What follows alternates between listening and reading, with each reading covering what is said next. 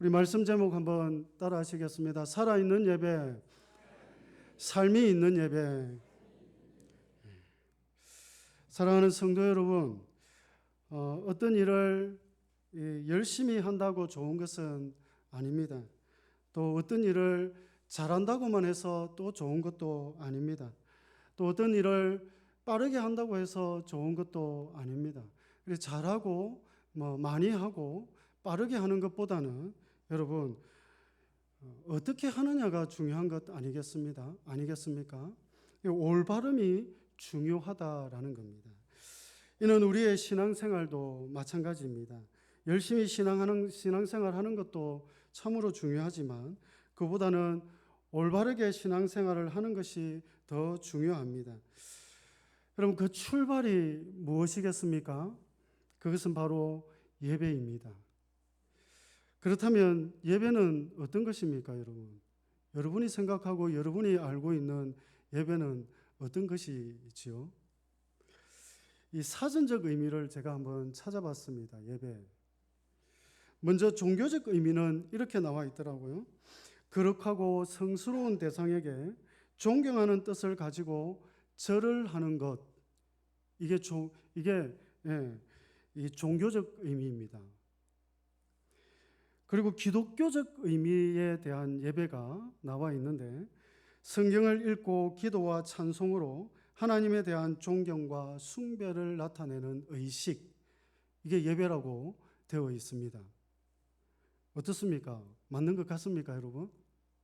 우리 기독교적 의미로 봤을 때 사실 많은 사람이 이 예배를 주일에 교회에 가서 드리는 예식 정도로만 한정되어 생각하는 분들이 있습니다. 맞습니까, 여러분? 저와 여러분들은 그렇게 생각하고 있습니까? 주일에 와서 1시간의 예배로 그냥 끝이 나는 것. 여러분, 하나님이 원하시고 기뻐하시는 예배는 단지 이 1시간의 종교적인 행사가 아닙니다. 전인격적인 반응이고 또 삶 전체를 포함하는 것입니다. 그렇게 본다면 사전적 의미는 다 틀렸습니다. 맞습니까? 사전적 의미로 우리는 예배를 이야기해서는 안 된다라는 겁니다. 이런 관점에서 볼 때 이 살아있는 예배는 형식에 머무르지 않고 살아계신 하나님과의 실질적인 만남을 의미하고, 삶이 있는 예배는 그 만남이 교회 안에서뿐만 아니라 교회 안을 넘어서서 우리의 일상 속으로 이어지는 것을 말하고 있다라는 겁니다. 동의하십니까, 여러분? 이에 영양 서부교회에 속한 모든 성도의 일상이, 또 그 일평생이 이 살아있는 예배로 하나님을 사랑하고 삶이 있는 예배로 이웃을 사랑하는 교회로 거듭나기를 간절히 소원합니다. 그렇게 앞으로의 삶에 있어서 신앙에 열심을 내셔서 내가 먼저 살아있는 예배자로 하나님을 더욱 사랑하고, 특히 내가 먼저 삶이 있는 예배자로 이웃을 뜨겁게 사랑하는 작은 교회로 세워지셔서 오로지 예수 그리스도가 교회는 물론 우리 각자의 주인이 되는 삶을 살아가실 수 있기를 간절히 소원합니다. 그렇게 고백하시고 한 영혼을 천하보다 귀하게 여기시는 그 아버지 하나님의 마음을 닮아서 행복한 하늘 공동체를 이루어가는 저와 여러분들이 되셨으면 좋겠습니다.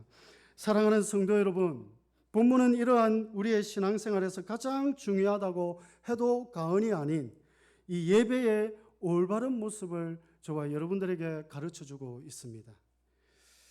먼저 신명기 6장 5절입니다. 우리가 읽었지만 제가 다시 한 번 더 읽어드리겠습니다. 너는 마음을 다하고 뜻을 다하고 힘을 다하여 내 하나님 여호와를 사랑하라. 아멘. 여러분, 여기서 우리로 일상에서 어떤 우상도 만들지 말라 이렇게 가르치고 있습니다. 그 내용이 무엇입니까? 누구를 사랑하라는 내용입니까? 오직 하나님만 사랑하라고 이야기합니다. 그것도 우리의 모든 것을 다해서 하나님 한 분만을 사랑하라는 겁니다. 사실 이것은 결코 쉬운 일이 아닙니다. 왜냐하면 우리는 교회의 문을 나서는 순간 예배와는 전혀 상관없는 삶을 살아갈 때가 많습니다. 말씀과 너무나 동떨어진 삶을 살아갈 때가 저와 여러분들에게는 더 많다라는 겁니다. 그것은 다른 말로 바꾸면 저와 여러분들에게 하나님을 사랑하는 마음은 어느새 사라지고 없다라는 겁니다. 하루 종일 그렇지는 않겠습니다만 하루 24시간 중에 그런 시간이 저와 여러분들에게 더 많다라는 거죠. 그렇죠? 쉬운 일이 아니죠. 그렇게 저와 여러분들은 말씀과 멀어지고 하나님과 등을 돌리는 시간이 더 많습니다. 그러니 우리의 매 순간은 이 땅의 우상이나 자신이 만든 우상에 사로잡혀 살아갈 수밖에 없고, 특히 나를 위해 이 땅에 오신 예수 그리스도가 십자가에 죽으시고 부활하심으로 의와 생명을 주셨음에도 불구하고 우리는 여전히 죽은 자의 인생으로 남아 있을 때가 많다라는 겁니다.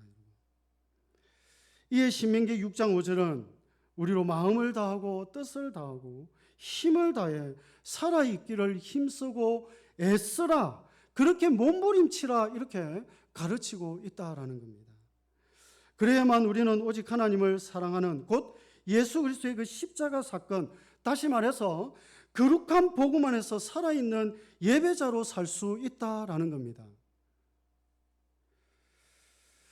한때는 이교도였으며 방탕한 삶을 살던 탕자였으며 아프리카에서 사람을 팔고 사던 노예상이었으나 우리 주 예수 그리스도의 풍성한 은혜로 변화되었다.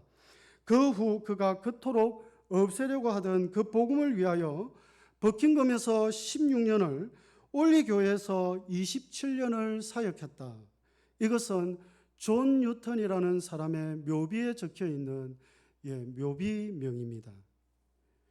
여러분, 존 뉴턴이 누군지 혹시 아십니까? 찬송가 305장을 작사 작곡한 사람이 바로 이 존 뉴턴입니다. 맞습니다. 이 존 뉴턴은 여러분 과거에 그곳에 쓰여진 그대로 교회를 핍박하고 타락한 생활을 했던, 그렇게 방탕한 삶을 살았던 사람 중에 한 사람이었습니다. 그러나 그는 예수 그리스도의 그 십자가의 복음으로 새 사람이 되어져서 그 은혜로 삶을 살아낸 신실한 예배자가 되었습니다. 그런 그가 이 찬송가 305장을 작사하게 됩니다. 여러분, 찬송가 305장의 4절, 혹시 제일 마지막 부분이 어떻게 끝나는지 아십니까?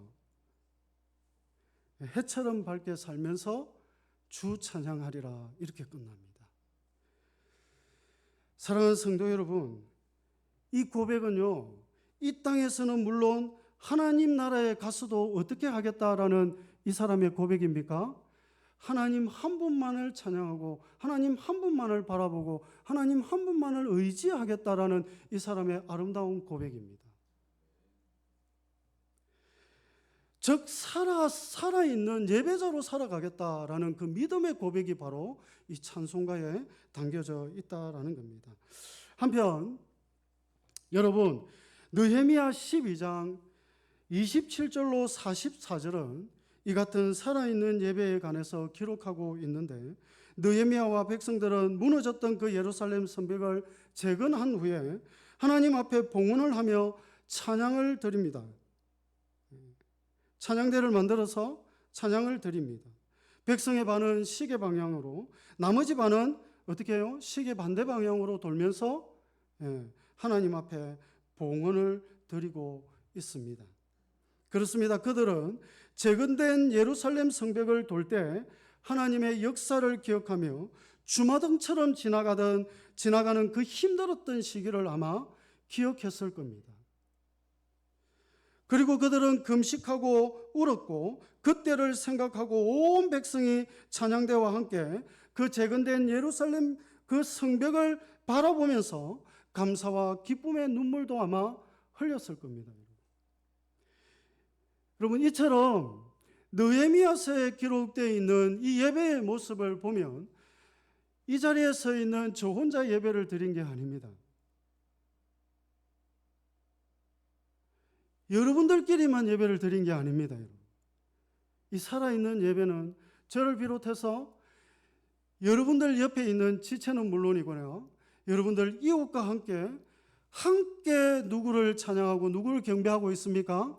하나님을 찬양하고 하나님을 경배하고 그렇게 살아있는 예배를 지금 하나님 앞에 드리고 있다라는 겁니다. 이를 염두에 두고 당시 느헤미야와 백성들이 드린 그 예루살렘 성벽 봉헌 예배를 자세히 들여다보면 이 살아있는 예배의 네 가지 요소를 우리는 발견할 수 있습니다. 첫 번째는 성결입니다. 정결입니다. 느헤미야 12장 30절에 보시면 제사장들과 레위 사람들이 몸을 정결하게 하고 또 백성과 성문과 성벽을 정결하게 했다 이렇게 기록하고 있습니다. 여기서 정결이란 깨끗하다, 순결하다라는 뜻을 지니고 있습니다. 우리의 마음을 깨끗하게 하고 순결하게 드리는 것이 바로 살아있는 예배입니다. 여러분 이해하고 들으셔야 됩니다. 예배의 자리에 오면서 옷을 깨끗하게 이것보다는 저와 여러분들이 그 삶의 자리에 있어서 그 마음을 얼마만큼 깨끗하게 하고 정결하게 하고 난 이후에 하나님 앞에 서느냐, 이게 중요하다라는 걸 지금 느헤미야서는 가르쳐주고 있다라는 겁니다. 눈에 보이는 게 중요한 게 아니라 저와 여러분들의 그 마음이 어떤 상태인지를 가르쳐주는 겁니다.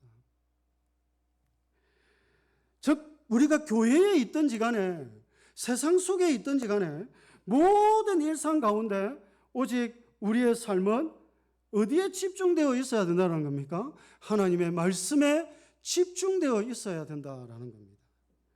그런데 안타깝게도 말입니다. 지금 이 순간에도 하나님의 그 말씀에 집중하시기보다는 앞에 있는 저를 보시면서 이해하시고 저 인간이 무슨 말을 할까? 어떤 이야기를 할까? 제대로 하고는 있기는 한가?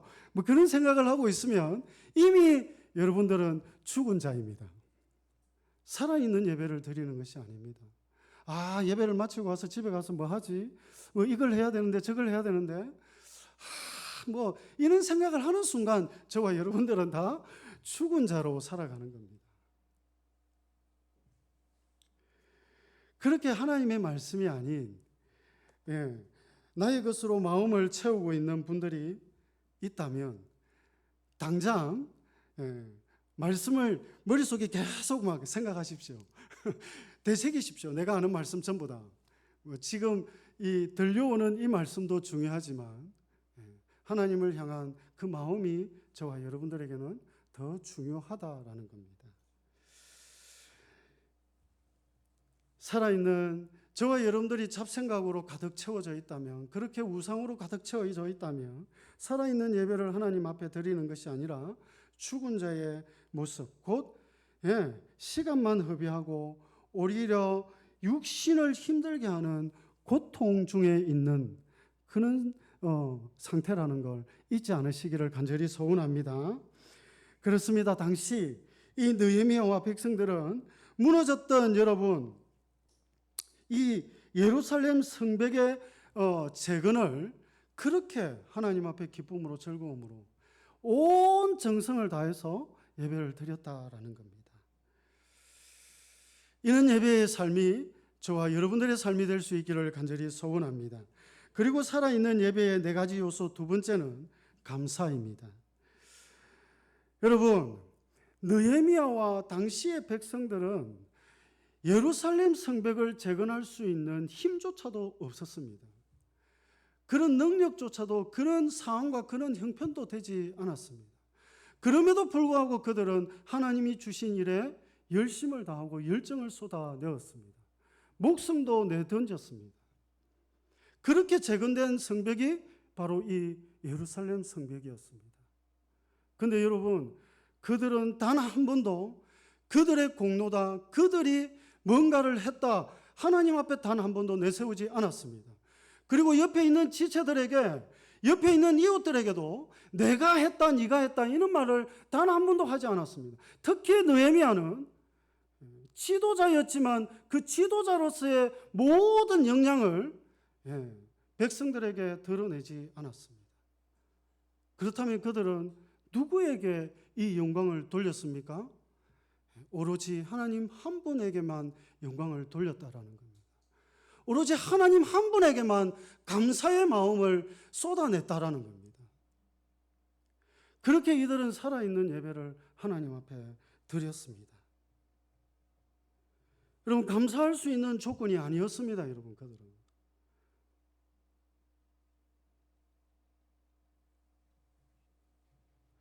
사랑하는 성도 여러분, 반드시 기억하셨으면 좋겠습니다. 우리가 받은 것, 당연한 것 하나도 없습니다. 여러분, 오직 하나님의 은혜로 여기까지 오셨습니다. 할렐루야. 그러니 원망 불평이 있더라도,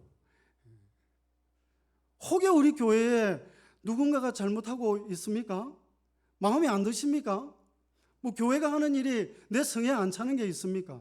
그러함에도 불구하고 그 모든 것을 인도하시고 그 모든 것을 진행해 가시는 분은 누구시다? 하나님이십니다. 하나님 앞에 모든 걸 내어 맡기시고 그분이 하시는 그것에 감사하는 마음으로 받아들이시고 수납하시기를 간절히 소원합니다. 그렇게 살아있는 예배를 드릴 수 있기를 예수님의 이름으로 축복합니다. 또한 살아있는 예배 이 네 가지 요소 중에 이 세 번째는 기쁨입니다. 느헤미야 12장 43절을 보시면 하나님도 심히 즐거워하셨고 이로 인해 그곳에 있던 모두가 즐거워하여 그 소리가 멀리까지 들릴 정도로 기쁨으로 예루살렘 성벽봉헌 예배를 드렸다고 이렇게 기록합니다. 여러분, 교회에 왔는데 기쁨이 없고 예배의 자리에 있음에도 불구하고 우리는 즐겁지가 않으면 저와 여러분들이 전하는 그 예수 그리스도의 십자가의 복음은 다 죽은 겁니다. 여러분, 예배의 자리에서 우리가 기쁨을 표현할 수 있어야 되고 우리가 드리는 이 예배가 즐거워지면 즐거워질수록 내가 입술을 열지 않는다 하더라도 이 예배의 자리에 참여하지 않은 이 이웃들이 우리가 드리는 이 예배의 이 기쁨과 즐거움을 통해서 누구를 만난다? 하나님을 만난다라는 겁니다. 그럼 느헤미야와 백성들은 지금 이 예배를 드리고 있는 겁니다. 얼마나 기쁘게 드리고 있으면 하나님도 즐거워하셨다, 하나님도 기뻐하셨다 합니다.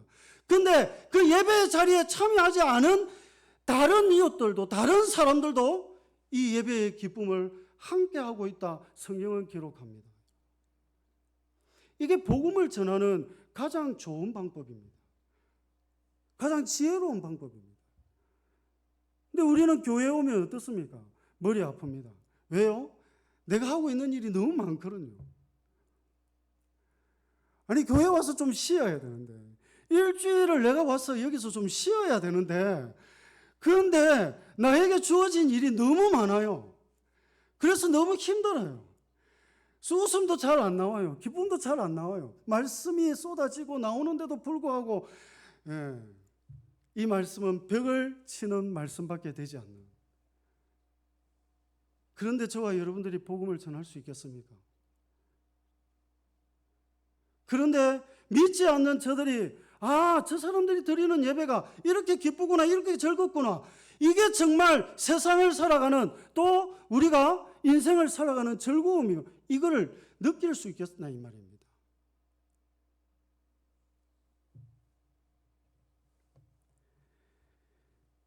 여러분, 저와 여러분들의 예배는 저와 여러분들 것만이 아니라는 거. 믿지 아니하고 하나님을 알아가야 할 모든 사람들에게 필요한 예배입니다. 그러니까 표정을 좀 펴시고 웃으십시오. 여기 서 있는 저는 여러분들의 표정을 보면요, 당장이라도 나가고 싶은 마음이 굴뚝 같습니다. 그래서 웃으시고 정말 이 예배가 즐겁고 행복하고 이 기쁨이 쏟아지는 예배가 될 수 있기를 간절히 소원합니다. 그렇게 살아 계십시오, 여러분. 끝으로 여러분, 살아있는 예배의 4가지 요소, 네 번째는 헌신적으로 드리는 예배입니다. 느헤미야 12장 44절입니다.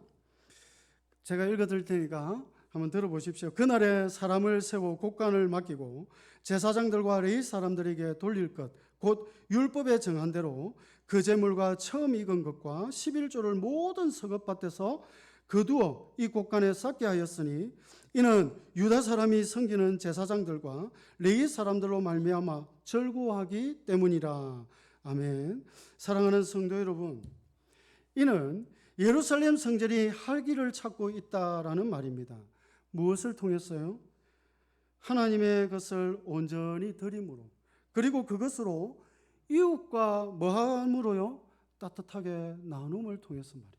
여러분, 오늘 제가 소개하는 이 느헤미야서 12장을 비롯해서 느헤미야서 전체를 보면요, 이들은 누군가에게 뭔가를 바치고 누군가를 도울 수 있는 그런 상황이 전혀 아니었습니다. 내 먹고 살기도 바쁘고 내 입에 거미줄 쳐 있는 그런 상황에 있었던 사람이었단 말입니다. 그럼에도 불구하고 그들이 가지고 있는 것 모두를 털어서 하나님 앞에 드립니다. 여기서 그치지 않습니다. 나보다 더 힘들고 어려운 사람들에게 이들은 도움의 손길을 내밉니다. 그렇게 여러분, 하나님의 살아 역사하심을 그들은 함께 나누고 함께 누리고 있다라는 겁니다, 여러분. 우리 교회 성도님들은 그렇지 않겠지만 많은 성도님들이 이런 삶을 살아내지 못합니다. 왜요? 내 욕심 때문에. 내 것을 내어놓기가 쉽지 않잖아요, 여러분. 뭐 요즘은 굶어 죽는 사람은 없잖아요, 우리 한국에는. 뭐 아프리카나 동남아는 아직까지 뭐 굶어 죽는 사람들이 많이 있지만, 그래서 우리는 쉽게 누군가를 돕고 누군가에게 그 마음을 전달하기가 어려운 삶을, 어려운 시대를 살아가고 있는지 모릅니다. 도울 수 있을 때 여러분 쏟아내십시오. 나눌 수 있을 때 여러분 열정적으로 하나님 그 나눔에 참여하겠노라 그렇게 결단하고 다짐하는 여러분들이 되시기를. 그래서 살아계십시오, 여러분. 이게 살아있는 예배입니다.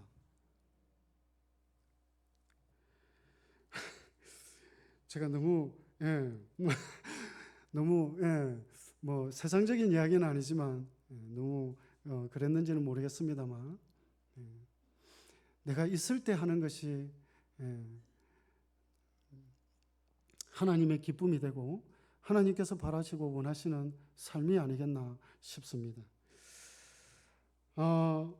사랑하는 성도 여러분, 이 살아있는 예배는 하나님과의 인격적인 만남이 먼저 있어야 하는 예배입니다. 잊지 않으셨으면 좋겠습니다. 우리가 드리는 예배는 정보나 지식을 전달하는 것이 아니라 하나님을 실제로 경험하는 자리입니다. 그렇게 우리는 시편 기자처럼 내 영혼이 여호와를 갈망한다고 고백할 수 있는 그 갈급함이 저와 여러분들에게는 반드시 필요하다라는 겁니다. 그리고 여러분, 이 살아있는 예배는 오늘 우리가 느헤미야와 그 백성들의 그 소개를 통해서 알 수 있는 것처럼 형식에 매이지 않고 중심이 살아있는 겁니다. 내 마음이 살아있는 겁니다. 겉으로 화려한 음악이나 프로그램보다 더 중요한 것은 저와 여러분들의 마음이 하나님을 향해 있느냐 있지 않느냐라는 겁니다. 잊지 마십시오. 이 예배자의 마음이 깨끗하지 않으면 예배는 그냥 형식에 불과해져 버립니다. 또한 살아있는 예배는 성령의 감동과 순종이 있는 예배여야 합니다. 반드시 기억하십시오. 느헤미야와 예루살렘 성벽 재건 후에 함께 하나님 앞에 예배를 드렸던 그 백성들처럼 이 살아있는 예배는 성령 하나님이 주시는 그 감동에 민감하게 반응하며 그 감동을 따라 순종하는 삶을 살아내는 겁니다. 한 아이가 엄마에게 편지를 썼습니다, 여러분. 예쁜 색종이에 글씨를 곱게 써서 정성껏 편지 봉투에 넣었습니다. 그런 후에 이 아이는 엄마에게 그 편지를 전달했습니다. 그런데 엄마가 편지를 딱 열었는데 아무것도 없습니다. 한자도 적혀져 있지 않습니다. 그래서 엄마가 아이에게 물었습니다. 얘야, 왜 아무런 내용도 없는 편지를 나에게 주었지? 그러자 아이는 이렇게 대답했습니다. 엄마, 내가 편지지를 이쁘게 꾸며가지고 이렇게 곱게 접어서 엄마에게 준 것만 해도 잘한 거 아닌가? 여러분, 아이에게 있어서는 그 내용이 중요하지 않다라는 겁니다. 아이에게 있어서는 엄마를 향한 그 마음이 중요했습니다. 그 편지지에 글을 적기보다는 그 편지지를 이쁘게 꾸며서 이렇게 잘 접어서 곱게 접어서 엄마에게 전달하는 그 마음이 중요했다라는 겁니다. 여러분, 우리의 예배도 그렇습니다. 저와 여러분들이 누군가에게 뭔가를 보여주기 위한 예배가 아니라 정말 하나님을 바라보고 하나님을 의지하고 하나님 한 분만을 향한 그 사랑의 마음을 담고 있느냐 담고 있지 않느냐, 이게 저와 여러분들에게 있어서 가장 중요하다는 겁니다. 이게 살아있는 예배입니다.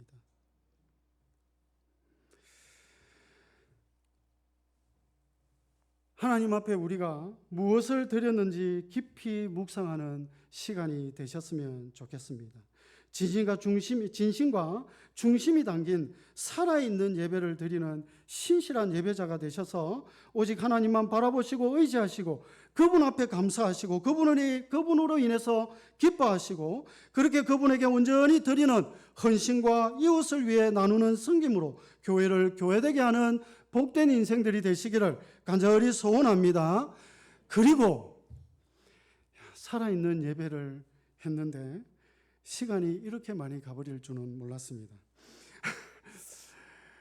삶이 있는 예배를 아주 간단하게 하겠습니다.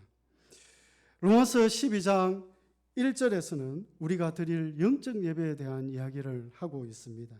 삶이 있는 예배입니다. 사도 바울은 지금 저와 여러분들에게 성경은 말입니다. 저와 여러분들이 살아있기를 바라고 원합니다. 왜 그렇습니까? 그것은 바로 오늘 사도 바울이 이야기하고 있는 이것 때문입니다. 삶을 드리기 위해서. 죽은 자가 삶을 드릴 수 있습니까, 여러분? 죽은 자는 아무것도 드릴 수 없습니다, 하나님 앞에. 살아 있어야 지금 사도 바울이 이야기하고 있는 이 삶을 드릴 수 있다라는 겁니다. 그게 바로 영적 예배입니다. 오늘 본문에 등장하는 이 영적이라는 의미, 원래의 뜻은 합당함입니다. 그러니까 우리는 하나님 앞에 어떤 예배를 드려야 된다는 겁니까? 합당한 예배를 드려야 된다는 겁니다. 참된 믿음으로 드리는 예배, 올바른 예배를 지금 말하고 있습니다. 그리고 그 예배는 우리의 몸을 드리는 산 제물을 드리는 온전한 예배입니다. 여기서 몸은 여러분 단순한 육체를 넘어서는 겁니다. 전 존재를 의미하는 겁니다. 내가 가진 모든 것을 드리라는 겁니다. 내 육체만을 드리는 것이 아니라 내 오늘 하루의 삶도 내 일평생의 삶을 하나님 앞에 드리라는 겁니다. 다시 말해서 여러분, 여러분들에게 주어진 그 시간이나 여러분들이 가지고 있는 그 마음이나 여러분들이 하실 수 있는 모든 에너지, 또 여러분들에게 하나님께서 부어주신 그 은혜조차도 우리는 누구를 향해서 드려야 한다는 겁니까? 하나님 앞에 드려야 된다는 겁니다. 이게 몸에 대한 이야기입니다. 그리고 산 제물, 사실 구약의 제물은 죽은 짐승이었습니다. 맞습니까? 근데 신약의 제물은 여러분 살아있는 제물입니다. 그런데 이 산 제물이 말입니다. 이 죽은 제물과 달라서 자꾸 어떻게 합니까, 여러분? 이 제단에 있지 아니하고 어떻게 하죠? 자꾸 제단을 도망쳐 나가려고 합니다. 그렇지 않습니까, 여러분? 여러분 어떻습니까? 여러분들은 이 예배의 삶을 계속해서 살아내려고 힘쓰고 애쓰고 있습니다만 그 삶이 잘 살아내어지지 않을 때가 더 많아요. 그래서 우리는 그 삶을 벗어나려고 합니다. 살아있다는 증거이기도 하지만 여러분 죽으려고 용을 쓰는 증거이기도 합니다. 저와 여러분들이 살아있다면 여기에 머물려고 애를 쓰시고 몸부림치셔야 된다라는 겁니다. 하나님 중심이 아니라 내 중심으로 계속해서 우리는 돌아가려고 애쓰고 힘쓰고 있습니다. 그게 저와 여러분들의 본성입니다. 그럴 때마다 저와 여러분들은 말씀을 통해서 또 예배의 자리를 통해서 또 하나님 앞에 드리는 그 찬양과 경배를 통해서 늘 하나님 중심으로 세워질 수 있기를 힘쓰고 애쓰셔야 한다라는 겁니다. 이런 삶이 있는 예배는 오늘 한 번만 드리는 것이 아닙니다. 내가 기분이 좋고 내가 드리고 싶을 때만 드리는 것이 아니라는 겁니다. 이 삶이 있는 예배는 일평생 저와 여러분들이 드려야 하는 합당한 예배입니다. 우리는 여러분 매일을 하나님 앞에 드리는 살아있는 제사장이 되어야 된다는 겁니다. 그렇다면 여러분 어떻게 하는 것이 이 삶으로 살아내는 합당한 예배, 다시 말해서 우리의 몸을 합당하게 하나님 앞에 드리는 것이겠습니까? 그 첫 번째가 바로 삶이 있는 예배, 이 합당한 예배는 세상의 잘못된 가치관을 거부하는 것입니다. 로마서 12장 2절에는 이렇게 이야기합니다. 너희는 이 세대를 본받지 말고, 우리가 본받지 말아야 할 세대가 어떤 세대입니까? 어떤 세대입니까, 여러분? 하나님을 떠난 악한 세대입니다. 하나님을 대적하고 섬기지 않는 세대입니다. 여러분, 이건 세상을 향해서 하는 이야기가 아닙니다. 저와 여러분들을 향해서 하는 이야기입니다. 저와 여러분들의 삶이 어떠한지를 한번 돌아보셨으면 좋겠습니다. 정말 내가 하나님을 대적한 적이 없는지, 내가 하나님보다 더 사랑하고 내가 하나님보다 더 귀하게 여겼던 것은 없는지 말입니다. 그랬다면 저와 여러분들은 전부 다 이 세대입니다. 이 세대. 본받지 말아야 할 세대입니다. 로마서 12장 2절은 세상을 향해서 한 말이 아닙니다. 믿음을 가지고 있으면서, 아니 믿노라고 고백하시면서도 그렇게 살아가지 못하는 자들을 향해서 던지고 있는 말입니다. 여러분, 옆에 있는 성도님들에게 본이 되고 싶으십니까? 우리 자녀들에게 본이 되는 예배의 삶을 살아가고 싶으십니까? 아니, 그거 다 떠나서 우리 자녀들에게, 아니, 교회에 있는 그 믿음의 세대들에게, 다음 세대들에게 정말 신앙의 본이 되는 삶을 살아내고 싶습니까? 아니, 살아가기를 원하십니까? 그러면요, 내가 가지고 있는 이 악한 마음을 다 던져내셔야 됩니다. 잘라내셔야 됩니다. 오로지 하나님을 바라보실 수 있어야 됩니다. 하나님 앞에 나아가실 수 있어야 됩니다. 하나님이 내 인생의 전부가 되실 수 있어야 내가 그는 본을 보이는 신앙의 삶을, 믿음의 삶을 살아낼 수 있다라는 겁니다. 여러분, 신앙은 말로 되는 것이 아닙니다. 매로 되지 않더라고요. 제가 해봤거든요. 제가 우리 큰아들을 그렇게 가르쳐 봤습니다. 근데 안 되더라고요. 근데요, 되는 게 딱 하나 있더라고요. 내가 그렇게 살아가니까 우리 큰아들이 변하기 시작했습니다. 예, 신앙은요, 듣는 것도 중요하지만 보는 것도 중요합니다. 여러분, 보여주십시오. 영양소부교회는 아직 소망이 있지 않습니까? 유치부도 있고, 유초등부도 있고, 중고등부도 있고, 대학 청년부도 있습니다. 그들이 믿음의 사람으로 세워지기 위해서는 정말 그들의 삶 전체가 하나님 앞에 삶이 되어지는 예배자로 세워지기 위해서는 저와 여러분들의 그 신앙이 중요하다는 겁니다. 그 믿음이 중요하다는 겁니다. 그걸 보여주실 수 있기를 간절히 소원합니다. 여러분, 삶이 있는 예배 두 번째는 우리의 삶이 변화되는 것입니다. 로마서 12장 2절은 우리에게 변화를 받으라 이렇게 가르쳐주고 있습니다. 이 변화는 어떻게 받을 수 있습니까, 여러분? 예배 형식을 새롭게 하고 또 교회를 화려하고 웅장하게 다시 세워서 그게 변화되면 저와 여러분들의 삶도 변화됩니까? 아닙니다. 살아있는 예배를 말씀드리면서 제가 언급한 것처럼 여러분, 저와 여러분들의 마음입니다. 저와 여러분들의 마음이 변화되어져야 저와 여러분들의 그 일상이 전체의 삶들이 바뀌어질 수 있다라는 겁니다. 내 마음은 예수 그리스도를 믿을 때나 믿지 않을 때나 똑같은데 어떻게 그분의 삶을 제가 본받아 살 수 있고 하나님의 마음을 닮아가기를 힘쓰고 애써 가실 수 있습니까?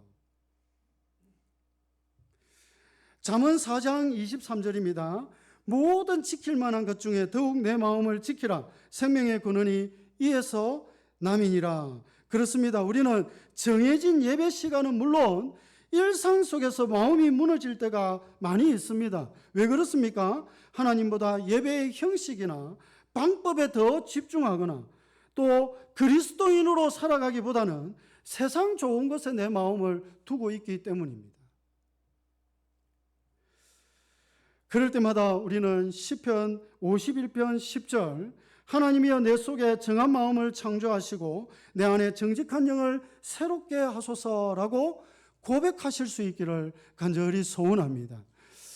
이 합당한 예배, 삶이 있는 예배 마지막은 하나님의 뜻에 집중하고 그것에 관심을 갖는 겁니다.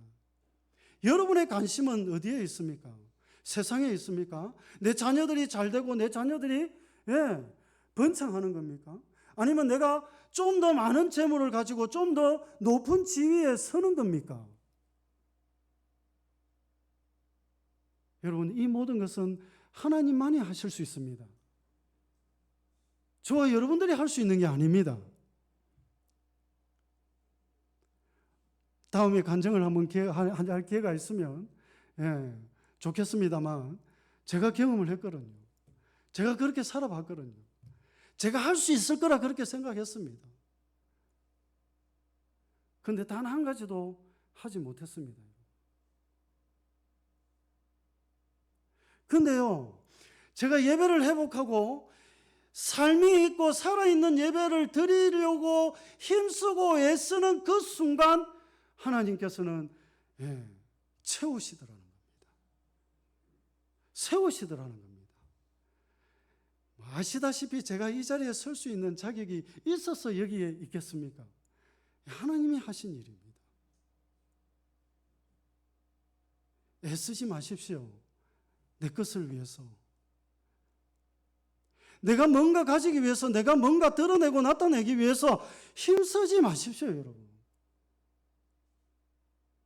속된 말로 아무짝에도 필요 없는 일입니다.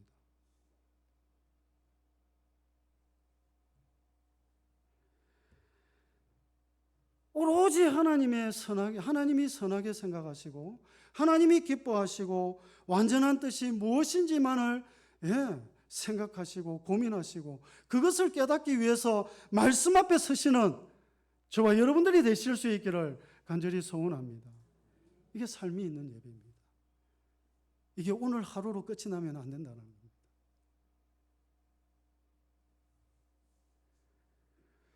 에베소서 5장 10절입니다. 주를 기쁘시게 할 것이 무엇인지 시험하여 보라. 사랑하는 성도 여러분, 삶이 있는 예배는 먼저 교회 문턱을 나간 세상 안에서도 이어져야 합니다. 주일의 은혜가 월요일부터 토요일까지 이어지지 않는다면 그 예배는 반쪽짜리입니다. 그렇게 삶이 있는 예배는 우리의 삶의 방향과 태도를 바꾸는 능력이 있어야 합니다. 그리고 삶이 있는 예배는 직장과 가정, 학교에서도 예배자로 살아갈 수 있어야 합니다. 일터에서의 정직, 가정에서의 사랑, 학교에서의 성실함이 바로 삶이 있는 예배자로 살아가는 것입니다. 이를 골로새서 3장 23절은 무슨 일을 하든지 마음을 다하여 누구께 하듯 하라, 주께 하듯 하라. 여러분, 주께 하듯 하십시오. 그게 얼마나 사소한 일이든지 상관없습니다. 아무리 사소한 일이더라도 주께 하듯 하십시오. 말씀을 정리하려고 합니다. 사랑하는 성도 여러분, 우리는 하나님이 찾으시는 단 한 사람의 예배자로 살아가고 있습니까? 어떻습니까, 여러분? 나는 자신 있게 하나님 앞에 하나님 당신이 찾으시는 그 단 한 사람의 예배자가 바로 저입니다, 이렇게 고백하실 수 있는 분이 이 자리에 계십니까? 교만하십니다. 네, 그렇게 되어가기를 힘쓰고 애쓰십시오, 여러분. 여러분, 우리는 어떻습니까? 주일 이외에 또 수요일 새벽에 그거 외에 여러분 하나님 앞에 드리는 삶을 살아가고 있습니까? 흔히 예배의 자리에 나갈 때 어르신들이 이런 이야기를 가끔 하시더라고요. 은혜 받으러 가자. 은혜 받으러 가자. 여러분, 예배는 받으러 오는 것이 아닙니다. 예배는 드리러 오는 겁니다. 여러분, 우리가 드릴 때 하나님은 우리에게 주십니다. 우리가 받는 게 아닙니다. 왜 받는 것부터 생각하시는지는 잘 모르겠습니다만, 은혜도 하나님이 주시지 않으시면 저와 여러분들은 받을 수 없습니다. 드려야 됩니다. 내 생명을 드리시고 내 일상을 하나님 앞에 모두 드리십시오. 그러면 하나님께서 채우실 겁니다. 그러면 하나님께서 세우실 겁니다. 하나님께서 하실 수 있도록 저와 여러분들은 드리면 됩니다. 이 살아있는 예배가, 이 삶이 있는 예배가 우리 영양 서부교회에 차고 넘쳐서, 여러분, 우리가 힘쓰고 애쓰지 않더라도 우리가 드리는 이 예배를 통해서 예수 그리스도의 그 십자가의 복음이 이 땅 가운데 흘러가고 선포되어지는 역사가 날마다 저와 여러분들의 그 인생 가운데 경험되어지고 누려지는 복이 있기를 예수 그리스도의 이름으로 축복합니다. 기도하시겠습니다. 공의롭고 정의로우신 아버지 하나님, 우리로 변함없이 말씀 앞에 서게 하셔서 예수 그리스도의 그 사랑의 넓이와 깊이와 높이와 길이를 헤아려 가게 하시니 감사합니다. 이 시간 아버지 하나님, 우리로 예수 그리스도의 그 십자가 사랑을 다시 한 번 더 가슴에 새기게 하심으로 감사와 기쁨이 넘치는 신앙의 인생이 되게 하시고, 우리의 모든 것을 하나님 앞에 헌신적으로 드리고 특히 이웃에게 나눔으로 섬김을 아끼지 않는 예수 그리스도의 그 십자가 사랑을 흘려보내는 주역이 되어질 수 있도록 도와주시옵소서. 그렇게 아버지 하나님, 우리의 일평생 동안 이 세대를 본받지 말고 오직 마음을 새롭게 함으로 변화를 받아 오로지 하나님에게 영광을 올려드리는 삶이 있는 예배, 즉 합당한 예배를 회복하여 이웃을 사랑으로 담아내는 복음의 그릇이 되게 하시고, 무엇보다도 오로지 마음을 다하고 뜻을 다하고 힘을 다해서 하나님을 사랑함으로 우리의 일상에서 드려지는 모든 예배가 살아있는 예배로 날마다 하나님을 기쁘시게 하는 온전한 예배가 되어질 수 있도록 하나님 도와 주시옵소서. 그렇게 하나님 아버지, 우리의 삶이, 우리의 인생이, 우리의 모든 것이 예수 그리스도의 그 십자가의 복음을 이 땅 가운데 흘려보내고 선포하는 것이 되어질 수 있도록 하나님 도와 주시옵소서. 그렇게 우리의 삶을 주장하시고 간섭하여 주실 줄 믿고 감사를 드리며 우리 주 예수 그리스도의 이름으로 기도드리옵나이다. 아멘.